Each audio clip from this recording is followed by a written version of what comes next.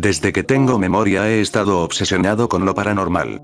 Debido a mi naturaleza inquisitiva, siempre me he sentido atraído por el estudio de los fantasmas y espíritus. Cuando pienso en cómo fue que comenzó todo, me acuerdo de mis padres, ellos solían contarme cuentos de horror antes de irme a dormir. Incluso cuando se preocupaban porque dichas historias me provocaran pesadillas, yo insistía y amaba cada minuto de ese breve terror. Recuerdo acampar con mi familia o tener pijamadas con amigos, en las que contábamos cuentos de fantasmas los unos a otros, en un intento por asustar a quienes nos rodeaban. Conforme pasaron los años, mi pasión por lo sobrenatural creció y decreció. Por lo general, una vez que el otoño comenzaba, mi interés alcanzaba su punto máximo. No obstante, en los meses inmediatos de invierno mi interés volvía a enfocarse en las cosas de mi vida cotidiana. Trabajo para una compañía industrial manejando números. Paso día tras día, hora tras hora capturando datos e imprimiendo hojas de cálculo para mis jefes. No es el mejor trabajo del mundo, pero definitivamente tampoco es el peor y la paga es decente. Lo suficientemente decente como para permitirme tener mi propio auto y una casa pequeña. Compré la propiedad el año pasado y empleé la mayoría de mi tiempo libre haciéndole reparaciones. Así fue como me las arreglé para conseguirla a un precio accesible para mi salario. Cuando adquirí el lugar estaba bastante deteriorado. Seguro, aún era habitable, pero sí que necesitaba reformas. Diablos, ni siquiera habría invitado a nadie a visitarme durante los primeros meses por la vergüenza. Cada uno de mis pagos lo invertí en arreglar y remodelar mi casa, hasta que, mes con mes, la necesidad de invertir mi salario fue cada vez menor. Después de cambiar el piso, pintar las paredes, arreglar la corriente eléctrica y el aire acondicionado, la casa comenzó a lucir como un sitio apropiado. Realmente extraño ese lugar. Un par de meses atrás estaba mirando un programa de televisión sobre un grupo de investigadores paranormales, viajando por el mundo y explorando lugares tenebrosos con la esperanza de captar a algún espíritu en vídeo. Este tipo de realities, por más exagerados que puedan ser, son muy entretenidos para mí. Seguro, muchos de ellos son falsos y llevan al límite recursos sobreactuados, como hacer que un ruido cualquiera se convierta en algo aterrador. Una pisada aquí y allá, el arrastre sobre algo en el suelo, una puerta cerrándose ocasionalmente, pueden llevar a la histeria. Se vuelve algo cómico después de un tiempo. Como sea, mi parte favorita de estos programas son los FVES, es decir, fenómeno de la voz eléctrica. Básicamente, los investigadores sacan una grabadora de voz en una habitación vacía, haciendo unas cuantas preguntas en voz alta mientras graban y cuando escuchan la grabación, voces de otro mundo pueden escucharse hablando a través de la misma. Si bien sé que estas grabaciones son falsas hasta cierto punto, la idea de ser capaz de escuchar voces sobrenaturales me atrajo de sobremanera. Ya sabes, la posibilidad de tener una evidencia física en mis manos, de que algo más existe en el otro lado. El programa que estaba mirando mencionaba sus redes sociales, al finalizar y al indagar en ellas, descubrí que también contaba con su propio website, en el que vendían el equipo utilizado en el show. Mientras que la mayoría del equipamiento estaba fuera de mi presupuesto, y que realmente no veía la necesidad de comprar algo como una cámara de infrarrojos hipersensitiva, vi algo que llamó mi atención. Eran esas grabadoras digitales que usaban para las sesiones de FB. Algunas de ellas eran bastante costosas, exponiendo cientos de botones distintos y funciones. Otras más solo contaban con lo básico. La más simple costaba alrededor de $40. No sé qué fue lo que me impulsó a comprarla. El pensamiento de que finalmente podría satisfacer mi vieja pasión, o quizás solamente estuviera tomando decisiones estúpidas de vez en cuando. Como sea, compré el objeto y de hecho me olvidé de él, hasta que alguien tocó a mi puerta. Tras un par de semanas mi interés se reavivó. Pasé la tarde leyendo el instructivo que venía con el aparato. Instrucciones simples de uso y mantenimiento. La probé esa misma noche.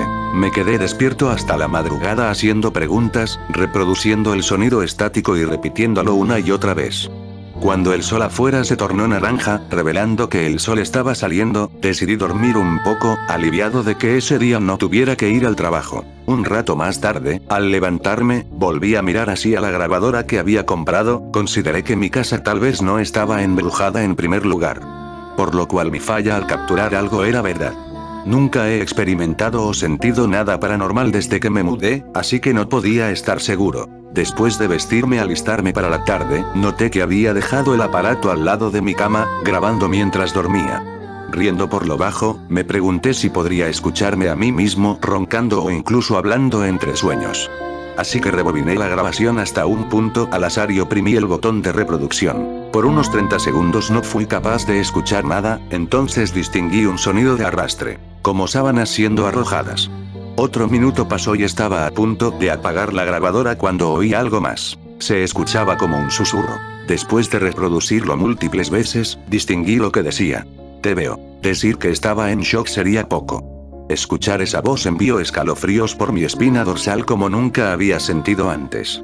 Mientras consideraba la posibilidad de que podía ser yo mismo hablando dormido, no se sentía como si ese fuera el caso. Pasé el resto de la tarde escuchando la grabación con detalle y hubo solo 4 ocasiones en las que se grabó una voz. No estoy seguro si se trataba de la misma. Está ahí. Vigílenlo. Te veo. No puedes escapar. Cada una era más escalofriante que la anterior, no estaba seguro de qué hacer a estas alturas. Estuve dándole vueltas al asunto, entonces consideré grabarme a mí mismo una vez más mientras dormía, solo para estar seguro. Me fui a dormir temprano esa noche. El sol aún estaba en lo alto del cielo, aunque descendió rápidamente. Me aseguré rápidamente de que cada puerta y ventana estuviera cerrada, antes de poner en marcha mi grabadora y me abandonaba al suelo. Fui despertado a las 2 de la mañana por algo. No podría asegurarlo con certeza, pero me sentí como si estuviera en peligro. Me senté en mi cama, empapado de frío sudor y mirando alrededor de mi habitación. Recuerdo haber preguntado en voz alta si alguien estaba conmigo, pero no recibí ninguna señal. Fue más difícil quedarme dormido la segunda vez, pero eventualmente lo logré. Al despertar, rápidamente conecté mis audífonos a la grabadora y reproduje lo que se había grabado esa noche. Solo fui capaz de escucharlo 2 veces. La primera cosa que distinguí y me sobresaltó, fue el sonido de la puerta de mi habitación abriéndose. Sea ciencia cierta que coloqué el cerrojo en cada puerta. Aún así, el sonido de la puerta abriéndose era tan claro como el día. Unos 30 minutos después de eso, escuché la primera voz. Está ahí. De nuevo, la misma oración de la noche anterior. Continué con la grabación sin escuchar nada por 1 hora. La siguiente voz que oí dijo: ayúdame. Para mí, se escuchaba como si alguien estuviera pidiendo que lo salvaran de algo, aunque no puedo asegurar por completo que ese fuera el significado. La siguiente oración aún sigue causándome escalofríos cuando pienso en ella, había sido la razón por la que desperté en medio de la noche. La voz decía: mátenlo ahora. Era casi como si se emitiera una orden. Mi propia orden de ejecución. Acto seguido, pude escucharme agitado y preguntando a la nada si había alguien ahí conmigo. La respuesta que escuché para dicha pregunta me heló la sangre. 50 de nosotros estamos aquí. El pensamiento de 50 espíritus en mi habitación, mirándome mientras dormía me aterrorizaba. La semana siguiente pasé mi casa en venta y me mudé a un apartamento de una sola habitación. Ya no tengo ningún tipo de interés en lo paranormal y si alguien ahí afuera está interesado en fantasmas, tengan cuidado. No sé si mi obsesión por lo sobrenatural abrió alguna puerta para los espíritus o si estuvieron allí todo el tiempo, en silencio y esperando a alguien que hablara con ellos. Desde que escuché esa grabación, no puedo evitar sentirme que me observan constantemente. Que me persiguen constantemente. Puede que tenga que buscar un nuevo apartamento pronto, pues estoy empezando a escuchar mi puerta abriéndose y cerrándose en medio de la noche. Toma mi consejo. Nunca te grabes solo de noche mientras estás durmiendo. Puede que no te guste lo que encuentres.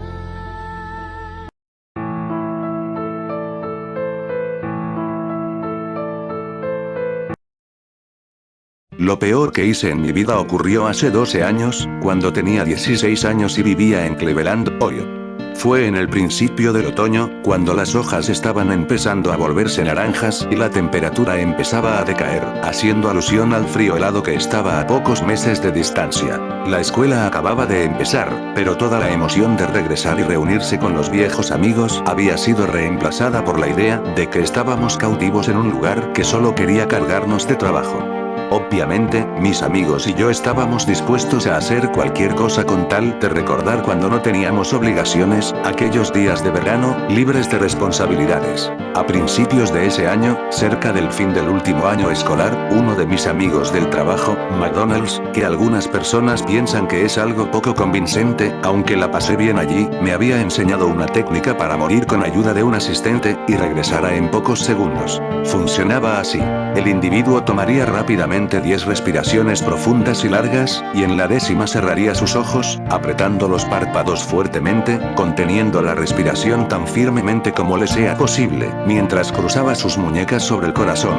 Entonces el asistente le daría a la persona un abrazo fuerte desde atrás, apretando las muñecas de la persona en el esternón. En cuestión de segundos, el individuo que contiene la respiración pierde la conciencia. El asistente debe mantenerse firme para que la persona no caiga rompiéndose el cráneo contra el piso. El efecto solo dura solo un segundo o dos, y no es parecido a ponerse en coma, pero parecía que hubieses estado fuera de tu cuerpo por horas y cuando retomas la conciencia, la sensación de desorientación, de no saber dónde demonios estás o qué estás haciendo allí, es impresionante. Obtener los efectos y las luces que uno ve luego de un puñetazo en la cara sin pasar por el dolor de recibir un puñetazo. Le diría de intentarlo para que lo pruebes por ti mismo, pero luego de lo sucedido, nunca se lo recomendaría a nadie. Otro efecto secundario interesante de esto, que fue, en realidad, la causa real por lo que lo hacíamos, era porque mientras estabas fuera de tu cuerpo, siempre estabas lúcido y tenías sueños vividos, que podías recordar fácilmente al despertar, después de todo solo había dormido durante unos segundos. Éramos buenos chicos y nunca probaríamos drogas, así que para nosotros esto era lo que el LSD para un hombre pobre. Estas visiones o sueños, estaban relacionadas de alguna forma a lo que estabas mirando justo antes de morir. Por ejemplo, una vez soñé que estaba escalando una montaña. Estaba en la cima de los Himalayas o algo así, pero había un pasamanos allí. ¿Quién diablos pone un pasamanos de escalera a 20.000 pies? Cuando volví a mi cuerpo y recordé dónde estaba, me di cuenta de que había estado mirando la escalera que se encontraba en una esquina de la sala de estar de mi novia. En otra ocasión, tuve una visión de Pedro Picapiedra sonriendo y levantando las manos delante de un mural con el logotipo de ERAD, que es Educación a Resistencia del Abuso de Drogas, un programa en el cual policías enseñan a los niños en escuelas públicas sobre estos asuntos, y cuando volví a mi cuerpo me di cuenta que mi amigo Brett tenía el mismo logotipo en su camiseta. Ahora, ¿de dónde salió Pedro Picapiedra? No tengo idea. Las visiones siempre eran sobre cosas mundanas, nunca nada raro. Hasta ese día. Como les dije, hacía un mes que estábamos en época de clases y ya estábamos hartos de ella. Estábamos un sábado en el campo, que en realidad era una dependencia de la compañía eléctrica, para instalar sus líneas de alta tensión. Algunos estábamos sentados en las vigas de las torres de alta tensión, en la parte de abajo. Mi amigo Mike subió hasta el segundo nivel de las vigas, para estar más alto. Pensé que era algo estúpido, pero yo soy el que alucinaba haciendo llegar poco oxígeno a mi cerebro. Era un cálido día de octubre y el cielo estaba gris. Poco a poco, el cielo fue oscureciendo cada vez más. Y en Cleveland, eso probablemente significaba que en cualquier momento la temperatura podría descender rápidamente, y si éramos realmente desafortunados, una lluvia helada podría empezar a caer. El aire estaba cargado y pesado, y se podía oír el leve zumbido de los cables de alta tensión sobre nosotros. Definitivamente no quería pasar los últimos momentos de una linda tarde de sábado subiéndome a una torre de alta tensión, saltar al suelo y quejarme luego del dolor en mis pies, solo para hacerlo una y otra vez como estúpidos. Hey, vamos a morir por un rato, dije. Para ese tiempo, dejar nuestro cuerpo no era tan divertido como cuando lo descubrimos, pero era muchísimo mejor que lo que estábamos haciendo. Vince estaba de acuerdo, al igual que Richard, pero Mike, el que saltaba de la torre más alto que nosotros, preguntó de qué carajo estábamos hablando. Mierda, ¿nunca te indujiste el desmayo antes? Preguntó Vince. Mike respondió que no, él había estado todo el verano en casa de su madre y no sabía de todo lo que habíamos hecho nosotros. Amigo, tienes que probar esto. Mira, te mostraremos. Vince y yo nos bajamos de la torre, cayendo de pie en el césped. Yo hice las 10 respiraciones profundas, apreté los ojos y contuve la respiración, entonces sentí a mi amigo presionar sus brazos contra mi pecho y, de repente, como si fuese lo más natural del mundo, una langosta gigante estaba trepándose a una jaula para langostas, bajo el mar. Algas marinas crecían del fondo de arena bajo mis pies. Lo siguiente que recuerdo es que cuando desperté Vince y Richard me estaban preguntando, ¿qué has visto? La parte de atrás de mi cabeza me dolía mucho. Me estaba matando. Mierda, me dejaste caer. Pregunté. Yo no era muy pesado, pero Vince era bastante débil. Él solo se quedó ahí, mirándome, y Richard me dijo que me había dejado caer. Me preguntaron nuevamente qué vi. Me froté la cabeza y dije que una langosta, que estaba pellizcándole la cabeza a Vince con sus tenazas. Me volví hacia Mike y le dije, ¿ves? Es increíble. Y una mierda, no me fío lo suficiente de ninguno de ustedes lo suficiente como para hacer eso. Vamos, tienes que probarlo.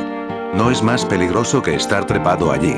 Te prometo que no te dejaré caer como este idiota lo hizo conmigo, le dije. Él miró de la forma que hacen esas personas cuando están decidiendo algo, si lo que están haciendo vale la pena el riesgo o la dificultad. Saltó de donde estaba, se incorporó y dijo, bien, solo una vez. Si al menos lo hubiese pensado un poco más, o se hubiese negado. Repitió las 10 respiraciones profundas, conmigo como asistente para asegurarse de que no caería. Contuvo la respiración y yo lo ayudé a caer en ese otro lugar. Es algo que siempre me lamenté, y cuando pienso en todas las cosas que desearía haber hecho de otra manera en mi adolescencia. Chicas por las que no me jugué lo suficiente, clases en las que tuve que haberme esforzado más y todas esas cosas que nunca tuve que haber hecho, como haberle dado ese abrazo de oso a Mike, llevándolo a un estado de inconsciencia. Sentí el cambio del peso muerto en mi pecho, y él era un chico robusto así que me aseguré de dejarlo suavemente en el piso para que no se lastimara. Justo cuando tocó el suelo, volvió en sí. Despertó gritando, mierda, mierda, aléjense de mí, gritaba, al tiempo que se levantó de un salto, agitando sus brazos alrededor de su cabeza. Todos saltamos para atrás, con miedo de ser golpeados por su frenesí. Después de unos 5 segundos, el doble de lo que tardábamos generalmente en darnos cuenta de dónde estábamos y qué estábamos haciendo, él se tranquilizó. Mierda, mierda, mierda, jadeaba. Respiraba con dificultad, tomando respiraciones profundas. Se quedó allí, encorvado, hasta que cayó de rodillas. De espaldas a nosotros, comenzó a mecerse, retorciendo las manos y murmurando. «Santa Madre de Dios, ¿qué demonios has visto?», dijo Vince. Pero Mike no respondía. Me acerqué lentamente y a medida que me acercaba, le escuchaba sollozar en silencio. Eso en nuestro mundo de machos es castigado con la muerte, pero por supuesto nadie dijo nada. Apoyé una mano en su hombro. Pero en cuanto lo toqué, dio un grito y saltó para atrás golpeándose la espalda con la torre. Se abrazó a la columna de la torre, mirándonos con ojos desorbitados, una mirada de temor absoluto. Pensaría quizás que éramos demonios del abismo del infierno. Si en algún momento pensé que estaba bromeando con nosotros, esa mirada me sacó de mis dudas. Eso y lo que sucedió después, claro, ninguno dijo nada. A los 10 minutos, Mike se había tranquilizado lo suficiente para que Richard lo acompañara a su casa. La temperatura había decaído y comenzó a llover. Le dije a Vince que me iba a mi casa, y le dije que nos veíamos mañana. Siempre pasábamos los días lluviosos jugando Mortal Kombat en nuestro SNES, pero no dijo nada. Probablemente quería un tiempo a solas para reflexionar sobre lo que había pasado. Como yo. Al día siguiente fui a ver cómo estaba Mike, pero él y su familia se habían ido todo el día. Le pregunté más tarde cuándo se había ido, pero no me respondió. Creo que fue a un psiquiatra puesto que cuando lo vi nuevamente, el martes, parecía estar mejor. Me imagino que utiliza algún medicamento para los nervios, pero eso son solo conjeturas mías. Los días siguientes nos juntábamos normalmente con los chicos, pero Mike permanecía en silencio, sin decir que había visto. Hablábamos de cosas sin importancia. No fue hasta el sábado siguiente cuando contó lo que pasaba. Estábamos caminando por una calle tranquila del barrio, hacia el puente peatonal de madera que cruza el arroyo. Yo hablaba de una chica mayor que conocía, cuando de repente, él dijo, «No voy a estar aquí mucho más tiempo». «¿Cómo?», dije yo. «¿Vendrán de nuevo esta noche? Yo no creo que sea capaz de aguantar esta vez». «¿De qué estás hablando?». «¿Quién vendrá esta noche, Mike?». Las manos, las voces. En ese punto yo ya estaba asustado. Balbuceé estúpidamente un par de veces y luego dije, estúpidamente, ¿qué manos? Por la noche miro el árbol por la ventana y luego todo se pone negro. Y veo decenas, cientos, miles de ellas empujando contra el vidrio. ¿Y tú qué haces entonces?, pregunté. Retrocedo. Durante toda la noche, pero estoy cansado. No puedo mantenerlas más tiempo fuera. ¿Y las voces? Las voces dicen que tengo que dejarlas entrar, voces de niños pequeños. Voces de niños pequeños y manos de niños pequeños. Él bajó la voz hasta ser un susurro, pero me di cuenta por lo que dijo luego, que estaba luchando para mantener el pánico. A veces, veo sus caras, dijo con voz temblorosa. Lo acompañamos a su casa. Se detuvo en la puerta y finalmente levantando el rostro, me dijo, «Dile a Vince que puede quedarse con mi Nintendo. Él no tiene uno, y su madre no le comprará uno». Richard puede quedarse con mis CDs. Sé que a ustedes no les gustan, pero a él sí. Empecé a decirle algo, pero se dio vuelta y entró en su casa. Me gustaría haber llamado a la puerta y ofrecerle quedarme con él, pero teníamos 16 y los chicos de esa edad no lo hacían más. Me fui a mi casa. Dormí mal, asustado, escuchando cada crujido y gemido que hacía la casa, escuchando una multitud de niños. Generalmente dormía con las cortinas abiertas, pero esa noche, cerré todo. Al día siguiente, nos enteramos de que alguien había irrumpido en la casa de Mike. Vi un coche de policía en la entrada de su casa, y casi me muero cuando lo vi. Mis peores temores se confirmaron cuando me enteré que la ventana de Mike era la que había sido violada. Mike había desaparecido, y fue todo lo que nos dijeron. Nos hicieron muchas preguntas, y parecíamos más culpables que la mierda cuando decíamos que no sabíamos qué había pasado. Lo cual, no era del todo cierto. Ellos buscaban algún pervertido que haya secuestrado a Mike, pero no obtuvieron información de nosotros puesto que no teníamos nada que ver. Su foto aparecía en todos lados, y todavía lo están buscando. Cuando todo terminó, me fui a la biblioteca para investigar qué había pasado, puesto que la internet no era tan eficiente en esa época. No encontré mucho. Lo más cercano que encontré fue algo que descubrí después, en mi clase de Historia Universal. Al parecer, los sacerdotes egipcios usualmente se encerraban a sí mismos en ataúdes el tiempo suficiente para morir, para luego ser resucitados y poder contar lo que vieron en el inframundo, mientras se hallaban muertos. Solo puedo pensar que por el clima, o por la electricidad en el aire, Mike pudo tener una experiencia más poderosa a la nuestra, ya que habíamos hecho eso cientos de veces y nada raro había pasado. Tal vez golpearme la cabeza me salvó de lo que él sufrió, no lo sé. Es algo que no terminamos de entender. A veces acordarme de todo esto, me hace temblar.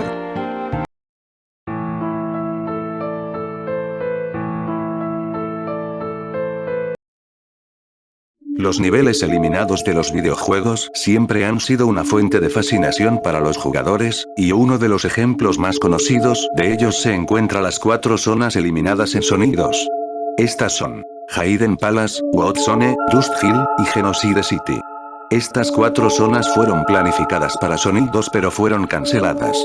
Hayden Palace está ambientado en un templo bajo el agua, Wood está ambientado en una selva, Dust Hill está ambientado en un desierto y Genocide City está ambientado, como su nombre lo indica, en una ciudad. Pero, ¿por qué tanto misterio por Genocide City? Bueno, como su nombre lo indica, pareciera que el nivel es en una ciudad en la cual se cometió un genocidio. Cuando se selecciona en la beta, te lleva a una torre con una ciudad de noche en el fondo, con lo que pareciera ser una tormenta y las nubes descubriendo la luna, la cual está rodeada de relámpagos. También, a lo largo del nivel te das cuenta que se desarrolla en un ambiente macabro. Atrás de un edificio de entre unas puertas, puede verse como si se asomara una especie de fantasma, y en una parte del nivel pareciera que se inunda una parte del lugar. La falta de información y el nombre amenazante han hecho de esta zona uno de los más grandes misterios del juego. Escuché rumores que decían que alguien había hackeado el juego y había desbloqueado todo el nivel de Genocide City. Yo me mantenía escéptico ante ese rumor, pero por curiosidad decidí investigar y me encontré con un link, el cual era para descargar la beta completa. No lo pensé 2 veces y lo descargué. Empecé a jugar a la beta. Además de que Tails no estaba presente en el juego, pero sí estaba en la pantalla de título, el juego al principio parecía idéntico a la versión final. Después de completar Emerald Hill Zone, me fui a Chemical Plant y de ahí terminé en Dust Hill.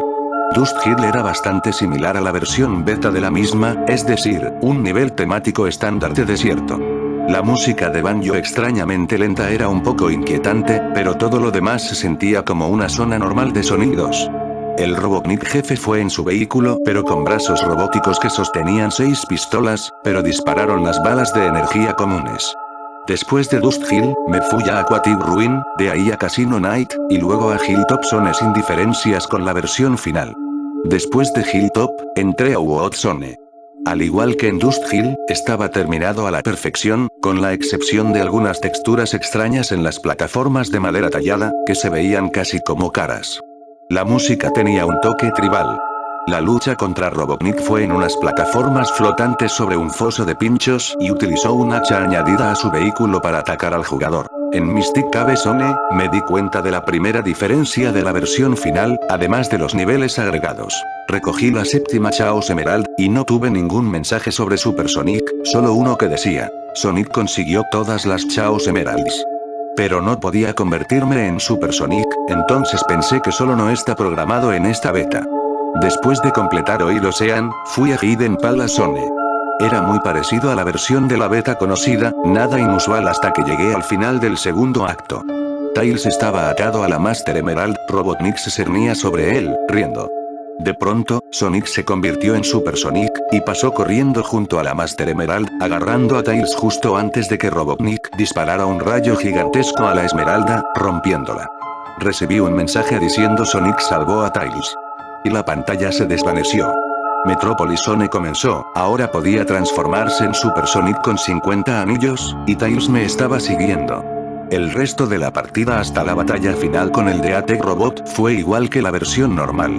Genocide City Zone nunca apareció. Confundido por la ausencia de Genocide City Zone, revisé en internet tratando de encontrar información sobre la versión que acababa de jugar, pero no pude encontrar nada, así que decidí probar jugar otra partida igual, pero sin recoger las Chaos Emeralds. Todo en el juego era idéntico hasta que llegué al final de Hidden Palace.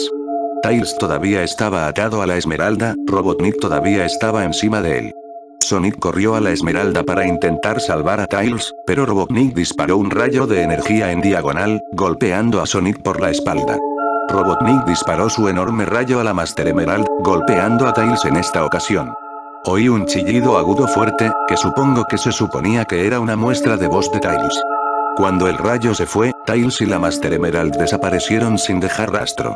Robotnik empezó a reír, y se fue volando. Sonic hizo algo que nunca había visto antes. Cayó al suelo y se quedó ahí. Las palabras "no pude salvarlo" aparecieron en la pantalla, y el nivel se desvaneció. La siguiente zona, como esperaba, era Genocide City. Cuando cargó, era una pantalla en blanco. Sonic cayó al fondo y murió. Yo tenía 14 vidas cuando llegué a la zona y esta secuencia de la caída se repitió 13 veces. Cuando me quedaba solo una vida, sin embargo, el nivel finalmente cargó. La mejor manera que puedo describir los gráficos es una combinación de Chemical Plant y Metropolis Zone, con muchos objetos en el fondo en llamas. La música parecía un remix de la música de la pantalla de título, pero con nada más que los tonos graves profundos. No parecía haber ningún anillo en la zona, y como era mi última vida, procedí con cautela. No parecía haber enemigos, en su lugar estaban los animales que liberas de los Badniks, tendidos en el suelo, sin moverse. Cada vez eran más los animales que aparecían a medida que avanzaba más en el nivel, pronto los pisos estaban cubiertos con ellos.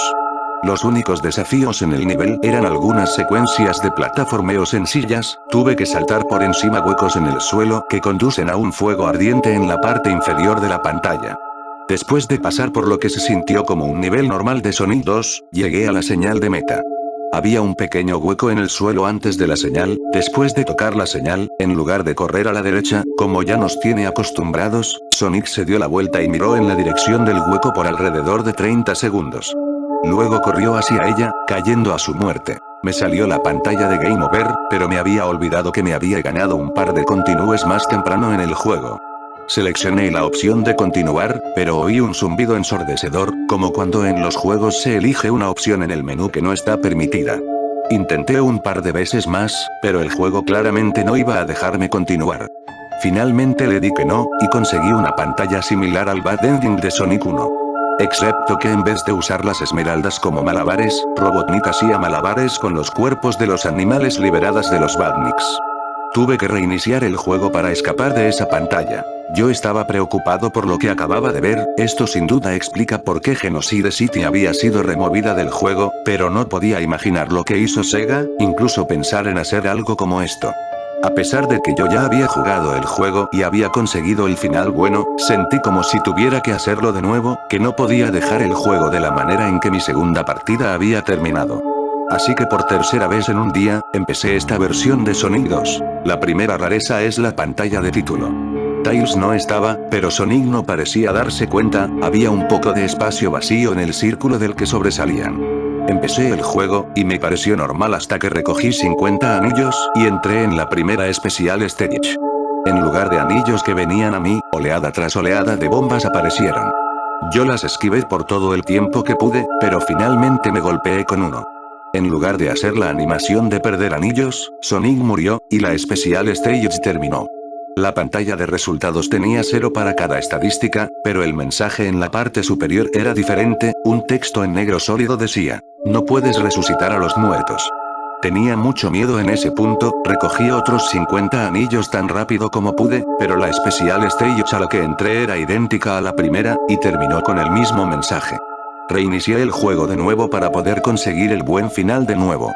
Casi grité cuando vi la pantalla de título sin Tails en ella, y como me temía me dieron la fase especial imposible de nuevo. Pero esta vez, el mensaje fue diferente cuando perdí. No puedes revertir sus errores. Estaba aterrorizado, y me aferraba a la creencia irracional de que si tan solo pudiera conseguir el buen final de nuevo, todo sería mejor. Me fui a un ordenador diferente, descargué la versión beta, y tuve la misma pantalla de título. Actuando por instinto sin fundamento, me fui a la etapa especial de nuevo. El mensaje en esta ocasión era: tienes que aceptar tus errores. He eliminado la versión beta de este ordenador también. Me di cuenta de que los ordenadores estaban compartiendo una fuente de internet, por lo que había una posibilidad de que esto fuese una especie de truco o virus. Fui a mi fiel Genesis, saqué el cartucho de Sonic 2 de la sexta en que lo había tenido durante 17 años. Si tan solo pudiera ver Tails en el juego, sabía que todo estaría bien, pero todavía no he tenido el valor para arriesgarme. Cada parte racional de mí conoce que la beta no podría afectar mi cartucho, pero tengo demasiado miedo de lo que pasará si veo la pantalla de título sin Tails en ella. Sueño con eso todas las noches, sabiendo que tengo que poner ese cartucho algún día, pero no hoy.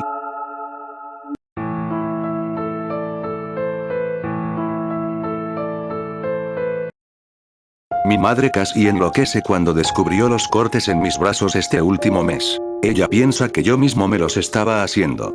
Mi padrastro no tuvo las agallas de decirle la verdad. Se quedó en el rincón del salón, con sus brazos cruzados, mirando cómo mi madre me zarandeaba de lado a lado buscando respuestas. Incluso cuando me miró con sus ojos cubiertos de lágrimas y suplicándome que por favor no siguiera haciéndolo, el hombre mantuvo su bocaza cerrada. Me lanzó esa mirada amenazante que tiene, así que yo también hice lo mismo. Cerré mi boca. Ella me apuntó a sesiones de terapia.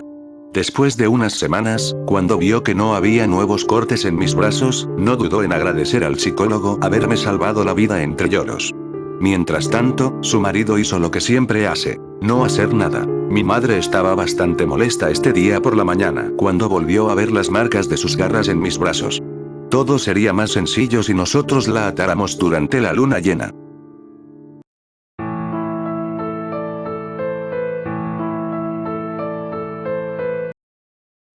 Si existe una enfermedad que realmente se la puede considerar escalofriante es la catalepsia.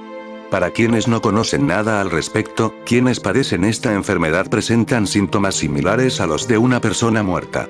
Sus extremidades se ponen rígidas, el tono de su piel se vuelve pálido, el pulso y la respiración son casi nulos, y no responden a estímulos externos. De hecho, existen numerosos casos de personas que han sido enterradas, aún estando vivas. En muchos cementerios de todo el mundo, se exhuman los cuerpos por diferentes motivos, y se descubre extrañas particularidades en los ataúdes. Parece ser que no es algo raro, sino más común de lo imaginable. Cuerpos boca abajo, cajones rasguñados en el interior de la tapa, hasta incluso rotos. La catalepsia, en sus casos más extremos, puede prolongarse por días. Al día de hoy en casi todos los países se realizan electroencefalogramas para constatar de la muerte de una persona, pero en otros no. ¿Qué ocurriría si entonces, una persona cataléptica recobra la conciencia en el momento del crematorio? Este horno industrial gigante e infame, capaz de alcanzar altas temperaturas, es donde se someten los cuerpos, para liberar su alma, y transformarse en cenizas para sus difuntos. 3 cañones lanzallamas, alimentados por diferentes combustibles bañan el cadáver en fuego. Quienes presenciaron este morboso espectáculo pueden afirmar que se paga el precio por hacerlo. La temperatura es tan fuerte, que el cabello desaparece de inmediato, la piel se ampolla, los labios se pegan a los dientes y lo peor de todo, el cuerpo comienza a contorsionarse como un bailarín demente. Esta historia de terror es real, y la persona que la cuenta, a lo que llamaremos visitante, decidió investigar los fenómenos que ocurrían en estos casos, por lo que se dirigió hacia un cementerio, del cual se prefiere resguardar la identidad por razones legales. El visitante se dirige al cementerio, a hablar con alguien encargado. La duda concreta que tenía era, si los gritos que se decía que se escuchaban en el crematorio en algunos casos, eran reales. A lo que el cuidador del cementerio responde que sí, que se debía por el aire acumulado en los pulmones. El visitante, intentando indagar más, le pregunta si alguna vez una persona había emitido palabras durante la cremación. El cuidador lo miró sorprendido y no contestó, pero bajó la mirada, y suspiró, como si estuviera tomando coraje para hablar. Luego de incómodos minutos de silencio, el visitante insiste en que conocía casos reales de catalepsia, donde se enterraba vivas a personas pensando que estaban muertas, y que esos casos eran reales, por lo que debería de existir algún caso transcurrido en el momento de la cremación. La respuesta del cuidador fue realmente escalofriante. Y sí, a veces se escuchan pedidos de auxilio, insultos. El visitante tragó saliva con dificultad, con sorpresa e indignación al oír lo que le estaban contando. ¿Cómo es posible? Y sí, una vez que el fuego se enciende, se tarda mucho tiempo en volver atrás. Entonces, ¿se dan cuenta de que está vivo? ¿Y qué hacen? Rezamos. ¿Esto pasa seguido? 5 o 6 veces por mes. Se calcula en el mundo que hay cerca de 10 millones de personas que tienen fobia a la catalepsia.